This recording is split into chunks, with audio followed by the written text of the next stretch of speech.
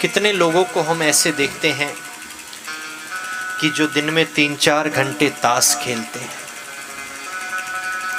और छुट्टी का दिन हो तो पता नहीं चलता 10-12 घंटे भी कैसे बीत गए, पूरा दिन निकल गया। एक एक क्षण अपना व्यर्थ करते जा रहे हैं, करते जा रहे हैं, करते जा रहे हैं। जब अंत समय आया तो कोई ऐसी वस्तु ही नहीं है जिससे मृत्यु को सुधार सके। श्री राम कथा हमें जीना सिखाती है, श्रीमद् भागवत हमें जीना भी सिखाती है और हमें मरना भी सिखाती है कि हमें अपने मृत्यु को कैसे सुधारना है। लोकहित के लिए पूछा गया प्रश्न, सूत जी गदगद हो गए और क्या कहते हैं कि काल ब्याल मुखग्रास त्रास निर्नाश हेतवे श्रीमद् भागवतम शास्त्रम कलो कीरेणु भासितम।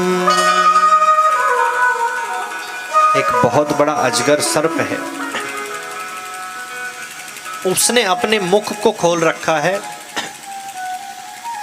और जैसे ही श्वास को अंदर खींचा हम उसके मुख के अंदर चले गए। बाहर बहुत बारिश हो रही है, ठंड लग रही है, अंदर जाने के बाद बारिश से भी बच गए और गद्दे के समान उसको गुदगुदी जीभ पर बैठ गए।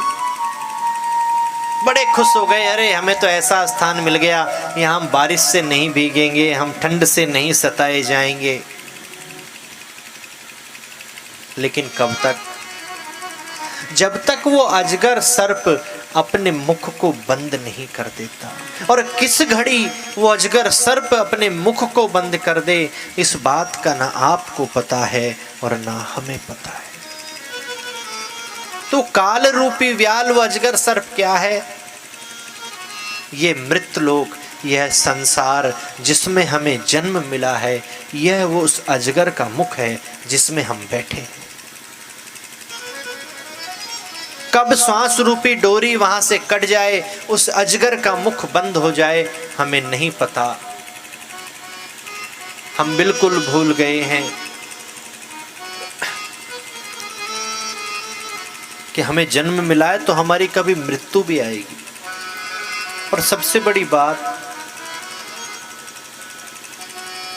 जीव अगर मृत्यु को याद रखे तो काफी हद तक वो गलत कर्म और पाप कर्म नहीं करेगा, क्योंकि सबका लेना देना हमें वहां चुकाना पड़ेगा।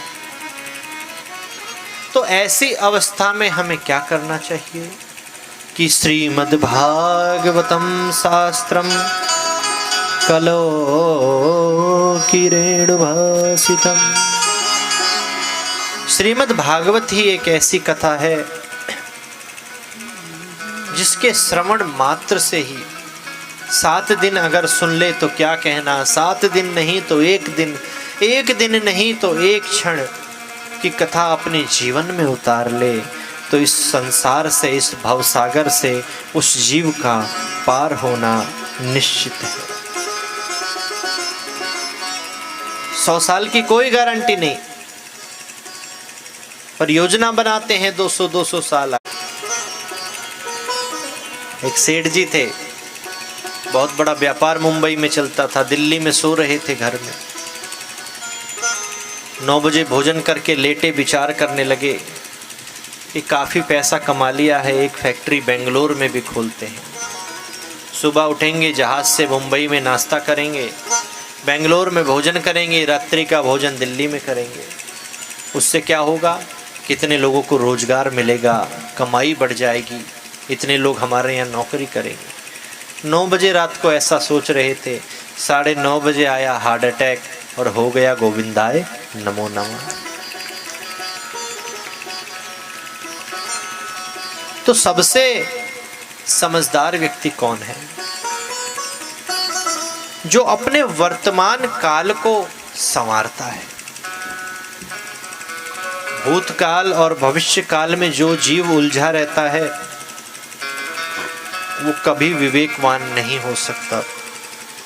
विवेकवान व्यक्ति अपने वर्तमान काल को सुधारता है, वर्तमान पल का आनंद लेता है। और जिसने अपने वर्तमान काल को सुधार लिया, उसके भूतकाल के भी सारे पाप मिट जाते हैं और उसका भविष्य भी बहुत सुनहरा होता है।